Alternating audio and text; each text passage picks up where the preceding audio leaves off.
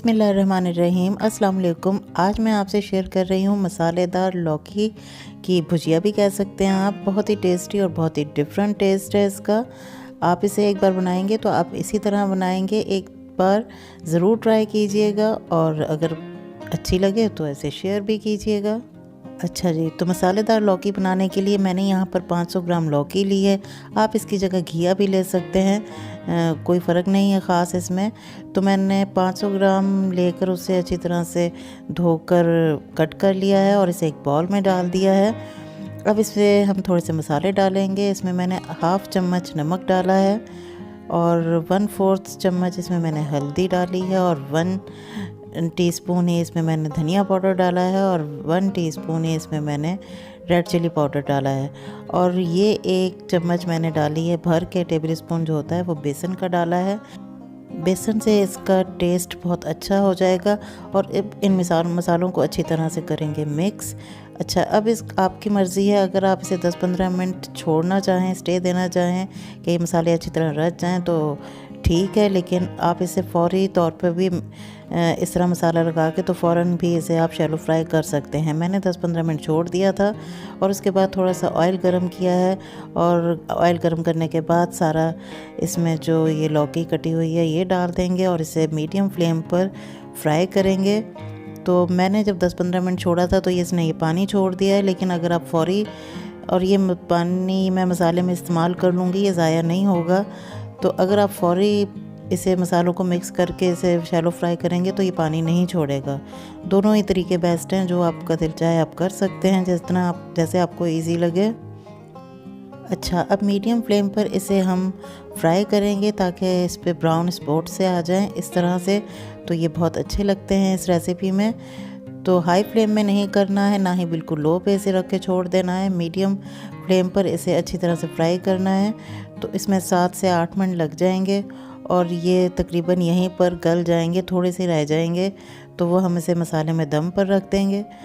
तो देखें यहाँ पर ये फ्राई होना शुरू हो गए हैं। तो आम तौर पर जो हम घिया वगैरह बनाते हैं या लौकी की सब्ज़ी बनाते हैं तो वो कुछ अगर घर में ओवर कुक हो जाए तो उसका इतना अच्छा टेस्ट नहीं आता है, लेकिन इस तरह जब हम फ्राई करके बनाएंगे तो इसका टेस्ट बिल्कुल डिफरेंट हो जाएगा। अब ये फ्राई हो गया है तो मैं इसे अलहदा करके रख लूँगी। तो इस तरह ये ओवर कुक नहीं होते, बहुत अच्छा सा इसका टेस्ट बनता है। अच्छा जी, थोड़ा उसमें मैंने अलग पैन में दोबारा से ले लिया है थोड़ा सा ऑयल और इसमें 1 चम्मच मैंने अब ज़ीरा डाला है।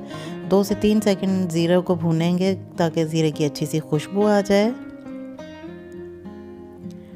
और साथ ही इसमें मैंने 2 चम्मच डाल दिए हैं लहसुन अदरक का पेस्ट। अब इसको लहसुन अदरक का कच्चापन दूर होने तक इसे भूनना है। और अब मैंने इसमें 2 छोटे साइज़ के प्याज थे, इसे मैंने चॉप जैसे ऑमलेट कट होता है उस तरह काटा है, तो ये डाल देंगे। और साथ ही 3 से 4 हरी मिर्च भी काट के डाल दी है। तो अब हमने ब्राउन नहीं करना है प्याज, सिर्फ थोड़ा सा सॉफ्ट करेंगे 2 से 3 मिनट। तो देखें यहाँ कितनी प्यारी सी शक्ल अभी से बननी शुरू हो गई है इसकी और खुशबू भी बहुत अच्छी आ रही है। अच्छा जी, 2 छोटे साइज़ के मेरे पास टमाटर थे, उससे मैंने थोड़ा सा पानी डालकर ग्राइंड कर लिया है और साथ ही अब इसमें टमाटर का भी ये ऐड कर दिया है और अब इसे पकाएंगे। और थोड़ा सा नमक मैंने डाला है हाफ़ चम्मच के करीब और थोड़ी सी लाल मिर्च भी डाली है और थोड़ी सी हल्दी डाली है, वो हमने घिया में डाली थी और ये हमने मसाले के लिए डाली है। आप अपने टेस्ट के अकॉर्डिंग इसमें कम या ज़्यादा कर सकते हैं और इसे मसाले को अच्छी तरह से भूनेंगे। लेकिन अभी टमाटर का जो प्यूरी डाली थी वो कच्ची है, इसलिए अभी थोड़े से 3 से 4 मिनट इसे ढक कर पकाएंगे ताकि टमाटर अच्छी तरह से पक जाए। तो यहाँ 3 से 4 मिनट हो गए हैं और मसाला भूनना शुरू हो गया है और बहुत अच्छी सी शक्ल बन गई है मसाले की। मसाला बहुत अच्छी तरह से भूनना है। ये देखिए कितना अच्छा सा मसाला भुन गया है और ऑयल इसका अलग होना शुरू हो गया है साइडों से। तो मसाला अच्छा होगा तो सब्ज़ी वाकई ही बहुत अच्छी बनेगी। कच्चा पक्का नहीं छोड़ देना है। मसाला अच्छी तरह से भूनने के बाद फ्राई की हुई जो लौकी है वो मैंने इसमें ऐड कर दी है और अब इसे मसाले में मिक्स करेंगे। तकरीबन हमारी लौकी पकी हुई है, कच्ची नहीं है, सिर्फ हमें थोड़ी देर इसे दम पर रखना है। तो इसे अच्छी तरह से कर दिया है मिक्स और इसकी शक्ल बहुत खूबसूरत बनी है और खुशबू भी बहुत अच्छी आ रही है। और अब इसमें मैंने हाफ़ चम्मच डाल दिया है गरम मसाला पाउडर का और थोड़े सा हरा धनिया काट के डाल दिया है, तो इसकी शक्ल अभी से बहुत अच्छी है।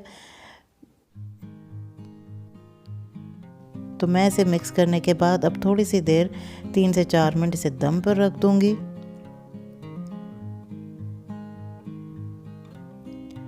यहाँ 3 से 4 मिनट हो गए हैं और मैंने ढक्कन हटाया है तो इसने ऑयल भी अलग हो गया है, ऑयल छोड़ दिया है और अब इसे मिक्स करके तो ये खाने के लिए तैयार है।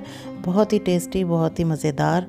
अगर कोई घिया या लौकी नहीं भी खाता है तो इस तरह आप बना कर दें, ज़रूर पसंद आएगा सबको। तो यहाँ जी हमारी मसालेदार लौकी तैयार हो गई है।